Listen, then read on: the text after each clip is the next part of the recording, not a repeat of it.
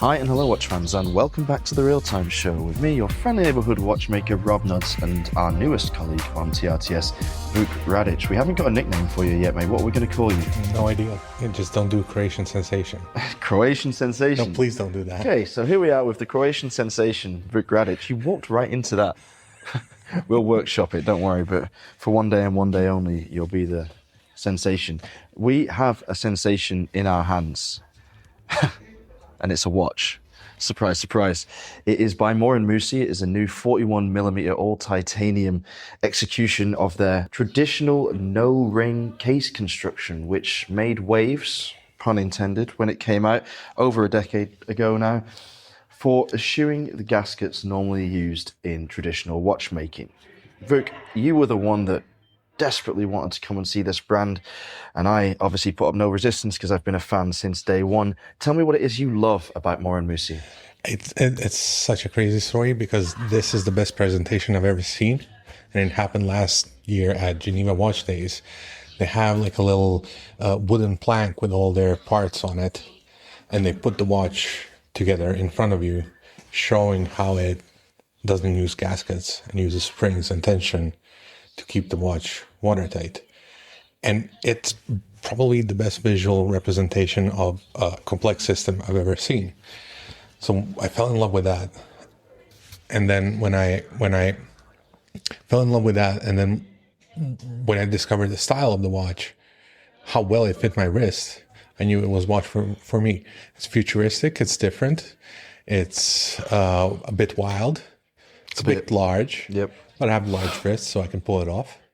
You do have large wrists, actually, don't you? Because you've got a 20cm wrist, yeah, which is really towards the upper end of the bell curve for human beings, of which you are one. And that is why I'm often criticized for liking large watches. Well, I'm not sure it's a criticism, is it? I mean, it is fair enough, for goodness sake. You know, while the rest of the world has been clamouring for smaller diameters in the past 5 years, you've been hoping that brands don't pay too much attention. Now, Mauron Musy have paid attention to it by releasing a 41mm version of the watch, but it has to be said that the case at 44, the original case size, even though it's large, it's quite compact. You know, the way the lug system works makes it easy on the wrist. Yeah, that's the thing. You should never trust the width measurement, right? It's all about the proportions. Yeah. And with such short lugs and the strap going all the way into the case, it works. Hey, tell the listeners about the clever little addition you saw to the side of the case to accommodate for something that is normally a problem. So seeing a lot of watches here in Geneva all week, I've seen one or two watches that had scratches on them from the little pin that does the quick release for the straps. Yeah, and it's obvious, like it's an aftermarket strap. It's a sourced strap, not a purpose built strap, and that's what's causing scratches. And if that shows up in the production model, that's going to be a problem. Mm-hmm. But Mauron Musy, because they do so much of their own machining, they just told us that they machine everything here in Switzerland in their own factory, in their own facility. They can machine a lot of things, including a little notch that accommodates the quick release spring, so it slips within.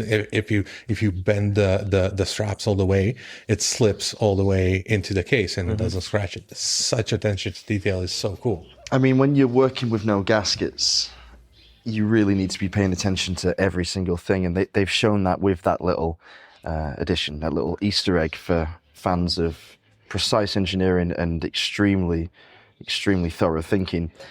If we're being honest, this case construction, it has its roots in the earliest days of water-resistant wristwatches. It's not too dissimilar to the concept that Rolex tried to pioneer with the Oyster. In principle, exactly, yeah. Everything's clamped together and held in place by tension. Obviously, Rolex still uses gaskets, so it's not been able to achieve the level of precision that Mauron Musy has in this case.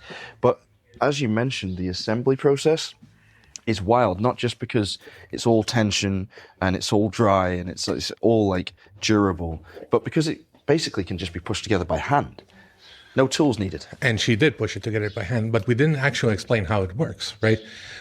So the way that they get they get 300 meters of water resistance, which is, you know, the industry standard for divers, and they get it by polishing the materials to such a fine degree, like microns, that it slots together so well. There are no gaps in between the two polished pieces of metal, be it steel or titanium.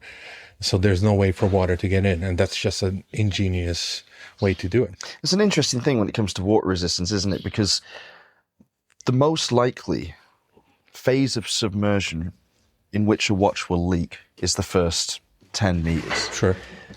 The further down you go, the higher the pressure on the exterior of the watch becomes, and the more force is applied to the components, these separate components, squeezing them together, reducing gaps that may have existed on dry land. So really, the system is, no, it's not a compressor diver, of course, but since it will become more compressed as it gets deeper, it's extremely resilient to those depths, as you say, is the standard level for dive watches. So anyone that is interested in owning a piece of futuristic technology should check this out, because it's not just a wild horological creation, it's also a really robust, suitable watch for daily wear. It should also be noted that while we are fans of the wilder creations, the open work dials that are way more than standard open work dials, they do have more classic expressions of dials. We just saw one with an aventurine dial. They have a couple of colors available, and while not for me, they look really cool. Well, let's talk about the two that we chose for ourselves, right? So you've gone for the 44mm titanium model, and it has this incredible solid rose gold web design on the face. Did you prefer in the end the meteorite version of this with meteorite beneath that web? I'm on record as not being a fan of meteorite dials. Are you having your meteorite moment like I had my tourbillon moment? Possibly. Okay. Well, I think the reason why I like it is because it's not just a slab of meteorite just slapped onto a dial. Right. It's also cut up into shapes and placed beneath this lattice of rose gold. So the meteorite just peeks around the corner a little bit, and it's such a nice little surprise. But I think I prefer the turquoise and gold version. It's very summery. I can imagine being able to afford a large yacht and wearing that. Well, you are an imaginative guy, I guess. Yeah. Takes a leap of creativity, but I mean, you're Croatian, so your country's mostly coast, and that watch looks exactly. Like a perfect and watch my for the yacht beach. can be just a little, a little boat with a five horsepower outboard engine, and I'll be happy. Yeah, it's better to skimp on the yacht and take all the watch that you can get for the money. For me, the 41mm all titanium on the bracelet is a bit of a revelation. I never really felt I required a smaller Mauron Musy because I felt that the case looked perfectly at home at 44mm. I could just about get away with it on my wrist, if maybe a little bit higher than I would normally wear, but that was the point. I wanted people to see the case, so I wanted it to be noticeable. But this model just melts into the wrist. It's so comfortable. It's disturbingly lightweight, to be honest. And the dial is not something I would normally go for, because as you are not normally a fan of meteorite, and as I am not normally a fan of tourbillons, I am also not normally a fan of too much open work on the dial. I normally can do without the balance. I know where it is. I like it to be exactly where it needs to be and beating away there without interruption. But on this execution, we see the balance on the left-hand side of the dial around 9 o'clock. We can see a little window down near the 5 o'clock marker where the micro rotor, which is extremely well finished, when viewed through the back of the case, you can see it wiggling around down there. So there's this motion and activity and life to the dial. The right-hand part of the dial, probably about 60% of the dial, is covered and available in 3 colours, either a dark blue or in a sort of sunburst finish, or a mottled white or mottled grey. Personal preference for me is the grey, to keep colours to a minimum and allow like a bit more space for that active open work dial to breathe so it doesn't feel too cluttered.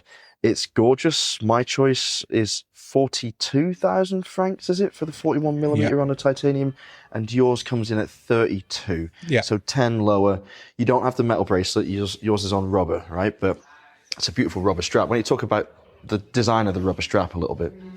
Yeah, the rubber strap has, it's supremely comfortable. It comes in several colors. It comes in blue. I think I saw a white in there. but the clasp is also done in sandblasted titanium, and it's super easy to operate. It's super easy to adjust. It's surprisingly easy to adjust the size of the rubber strap. It's just like a quick pull to get the pin out, and you move it backwards or forwards, which is a great thing if you have wrists like mine.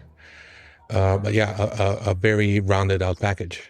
Strangely enough, it's not a weedy rubber strap at all. It's got quite some thickness to it. Yeah. But it's very supple. It's a substantial strap for a substantial watch. Yeah. But super comfortable. Doesn't dig into your hand, and bends very easily in a good way. I found it to even fit my 16.5 centimeter wrist very comfortably without too much noticeable bulk. That may be the case itself, acting in conjunction with the buckle side of the strap, as in balancing out that weight on the wrist. Although, to be fair, they're extremely lightweight watches for their size and visual impact.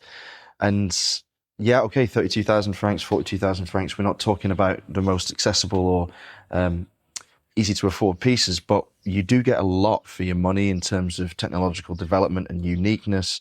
And the brand has been going, as we said, now for more than 10 years. And there's obviously quite a following. We've in the middle of our meeting at the Hamlet Hotel in the old town of Geneva. It's a wonderful setting for this kind of private expose.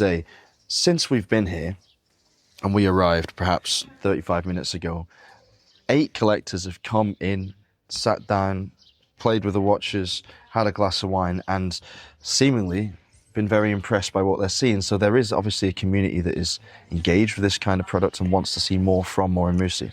And not only that, they seem to be very good friends with the brand. So these are obviously repeat customers, which is, for a brand that is at this price point with such expressive watches, such unusual watches, to have people coming back and getting more is, I think, a great thing. Yeah, and they did reveal to us exactly how many pieces they make a year, and it's 300, which is certainly significant. For a brand, even 10 years down the line, you would expect a brand creating such a niche product to maybe not be operating at that volume, but that's a very, very healthy sign. I think we can expect them to be around for a long time to come. Yeah, but they've already been here for a while, so yeah, it's good to see that they're chugging on.